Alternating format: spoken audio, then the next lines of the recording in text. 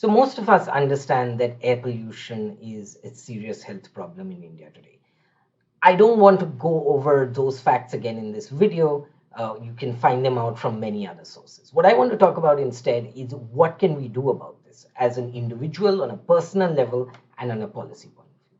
Well, on a personal level, one thing we might want to think about is to switch the problem in our heads from we live in a polluted city or levels of air pollution are high to the more concrete question of in our lives, in our day-to-day activities, when are we exposed to the highest levels of air pollution and what can we do at those times to protect ourselves.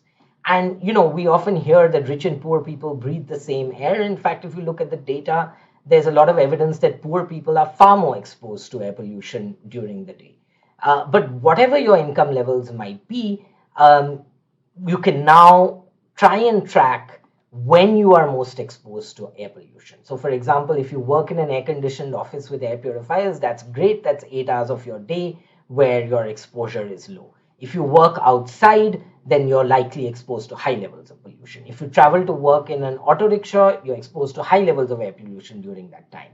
If you travel to work in an air-conditioned car, it's much better. So you can do things such as using masks at least at the periods when you're exposed to high levels of pollution, when you know you are. You can try and buy air purifiers for your bedroom at the very least. We spend 8 hours in that room every day. If you can bring pollution levels there down to near zero or low levels, that's an immediate and large reduction in exposure when you add it up day on day, year on year. So the first step that we have to think about is what can we do ourselves? The second part of the problem is what can the government do? And I think there's a host of things that we need to look at, but perhaps the most important recognition that we need to make is that the existing mechanisms through which we have regulated our polluting sources have not worked. And therefore, the need of the hour today is to revamp regulation, or at least relook at regulation and think about where we might reform it and how we might change the rules of the game to make sure people emit less pollution. So for example, we see across India that industry frequently emits air pollution that is well in excess of existing norms that are on paper. So the laws are on paper, they are ignored. What can we do about it? Well, perhaps solutions such as cap and trade programs, fining people for levels of air pollution, so putting a tax on pollution. These are ideas that we might want to explore.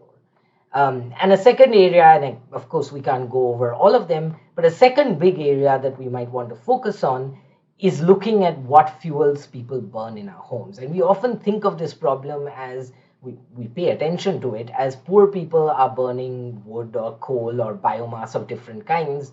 And if they switch to LPG, that's a pro-poor policy. But in fact, it's a pro-everyone policy because a significant share of air pollution in India comes from that burning of biomass at home.